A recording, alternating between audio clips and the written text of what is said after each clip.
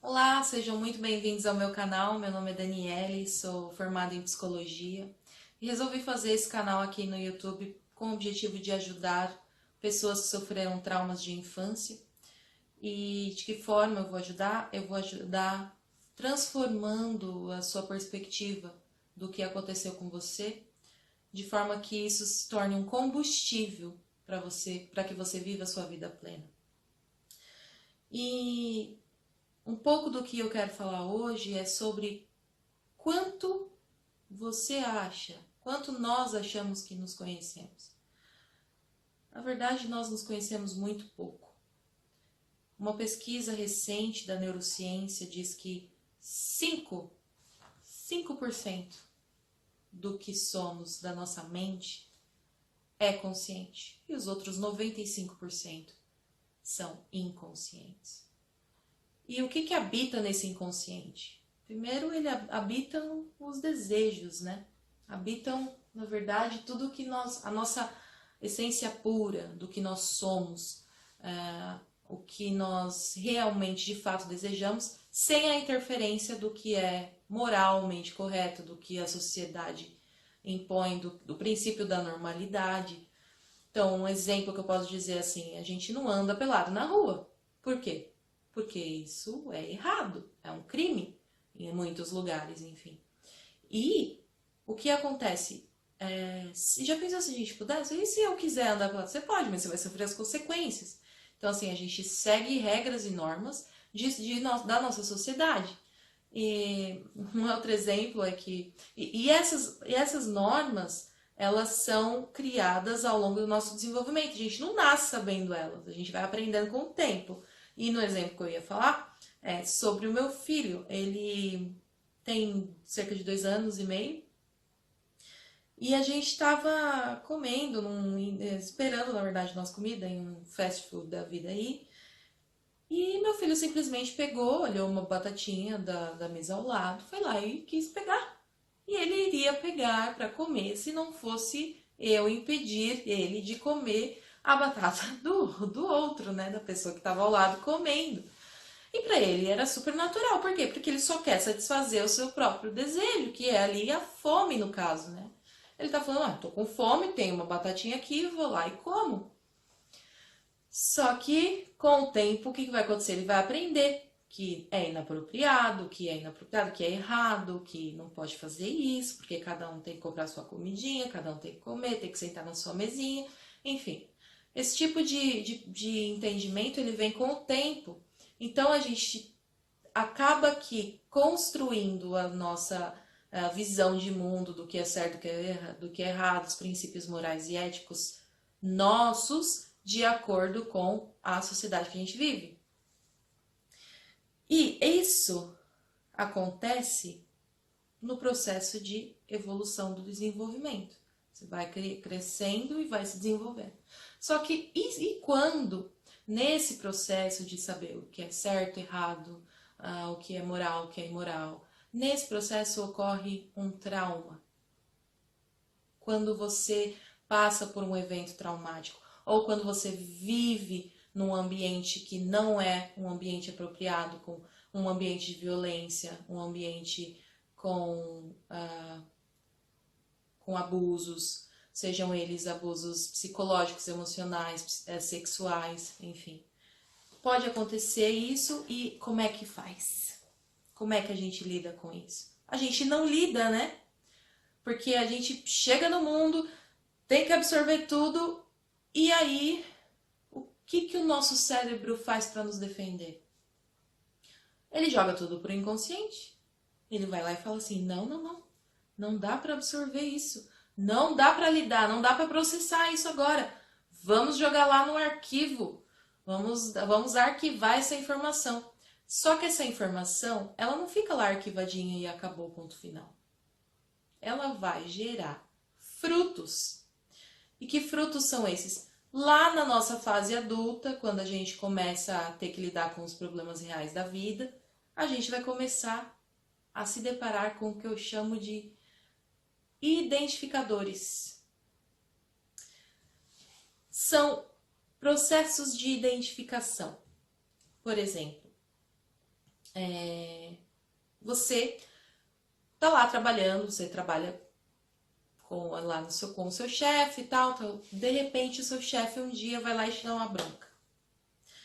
E você, na sua infância, teve um pai extremamente autoritário, que era uma pessoa que abusava da autoridade, que não te dava, que te acuava, que não te dava liberdade de expressão, que você tinha medo, você não tinha respeito.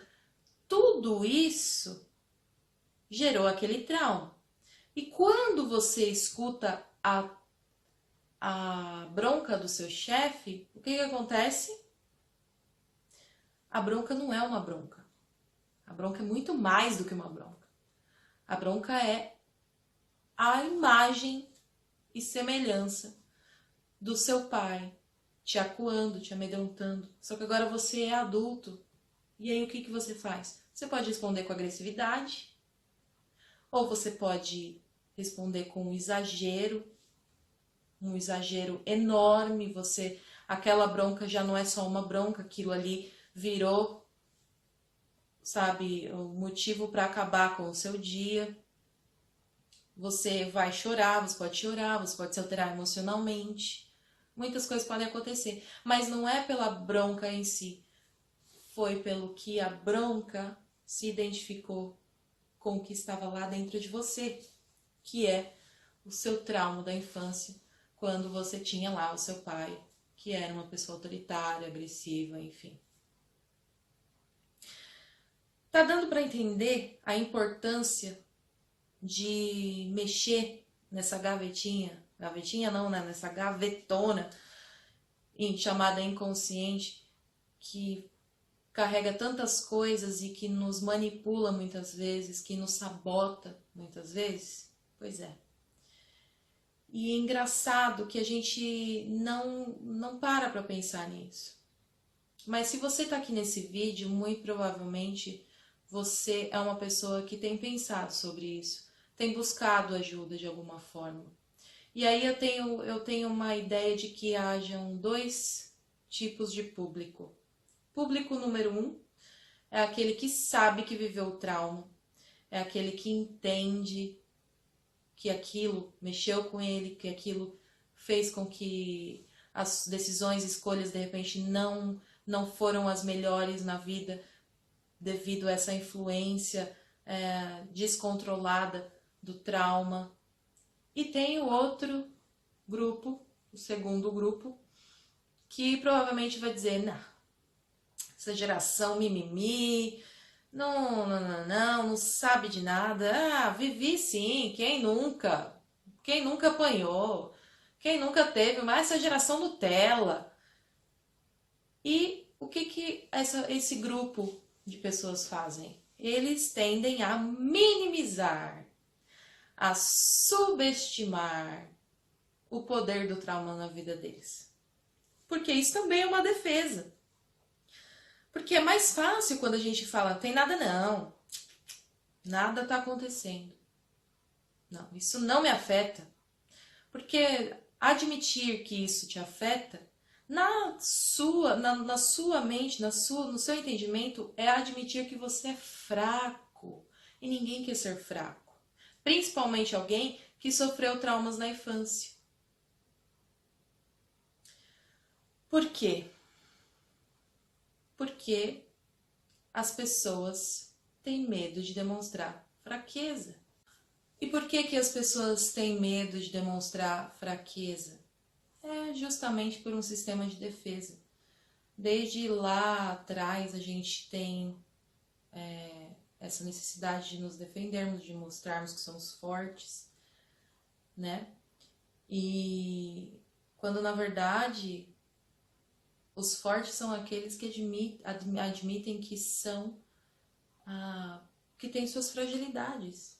O forte não é aquele que sempre está invencível, imbatível. É aquele que reconhece suas fraquezas, suas limitações e trabalha nelas para aprimorar, para mudar, para melhorar. Então, assim, sendo você do grupo 1 ou do grupo 2, se você chegou até aqui, é porque de alguma forma Vira e mexe, você acha que tem algo aí em você, na sua história, nas suas experiências passadas, que ainda te afetam, que ainda fazem você tomar rumos que você não gostaria de ter tomado, de agir da forma que você não gostaria de agir, de ter agido.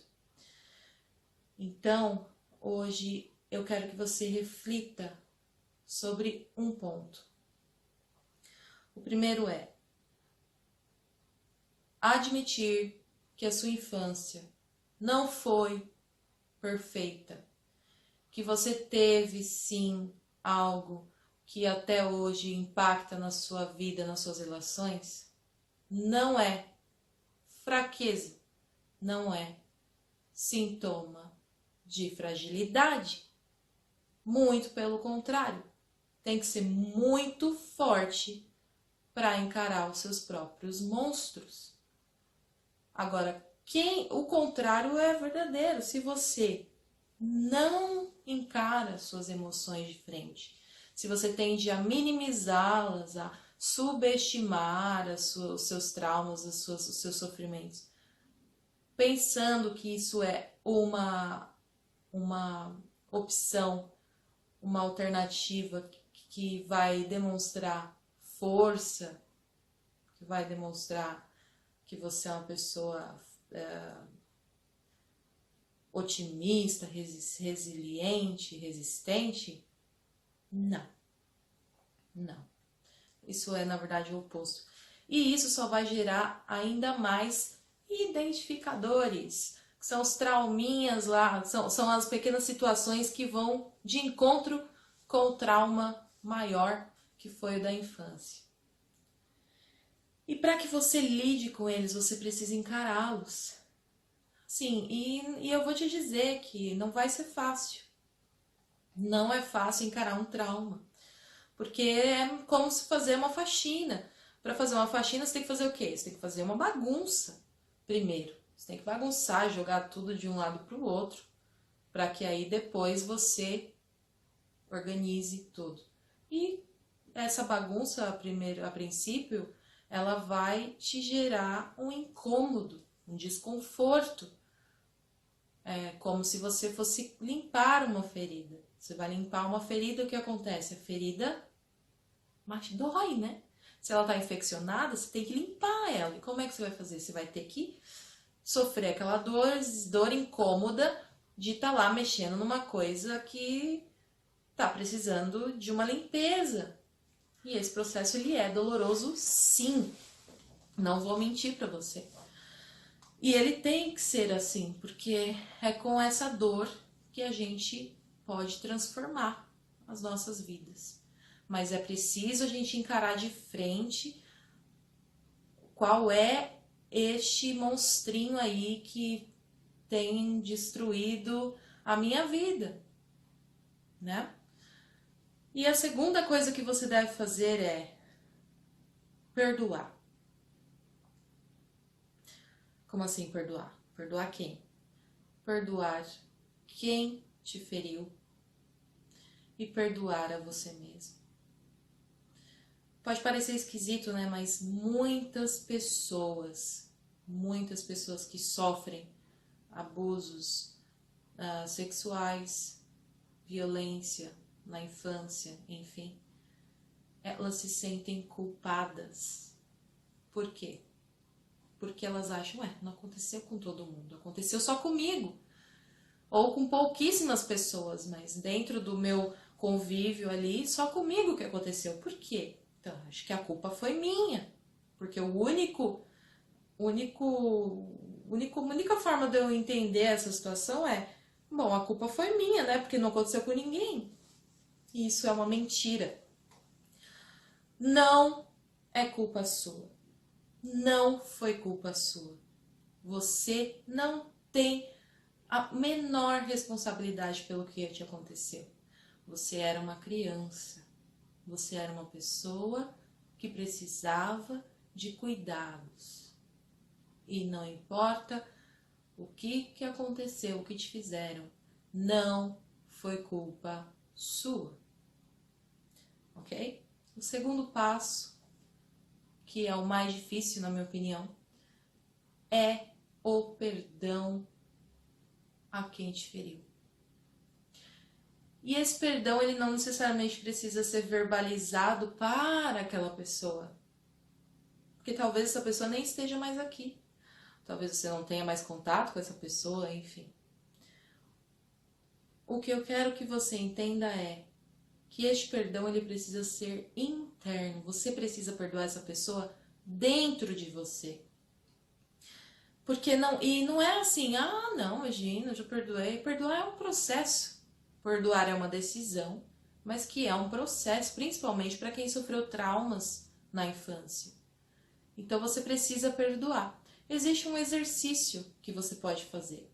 Você pode pegar um papel e uma caneta, escrever, falar sobre tudo que você tem vontade. De repente você até tem relacionamento com essa pessoa, que você já meio que perdoou, mas o trauma ficou, e você acha que perdoou, mas não perdoou, e que você no fundo tem vontade de falar algumas coisas para essa pessoa e você não consegue falar, porque você também não quer gerar um mal-estar no relacionamento que, né, existe ali, que está sendo razoavelmente bacana.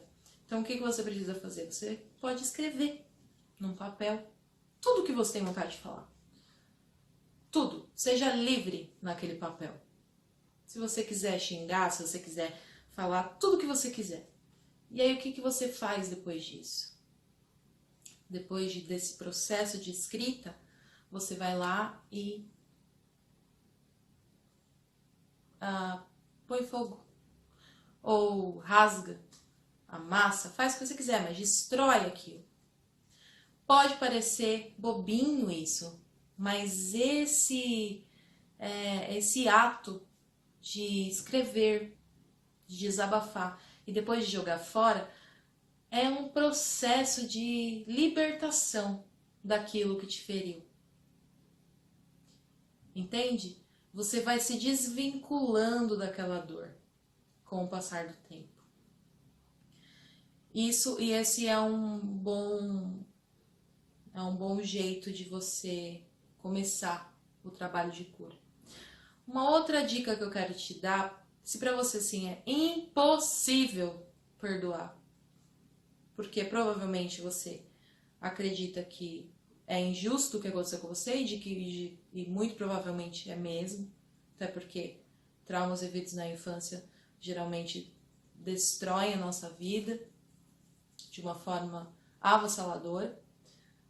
Mas o que eu quero que você entenda é que você precisa compreender quem te feriu. Compreender não é justificar. Justificar é uma coisa, compreender é outra. É a mesma coisa de você ler um livro. Quando você vai ler um livro, você está compreendendo aquele livro. Mas você não está concordando com aquele livro. Então existe uma diferença aí.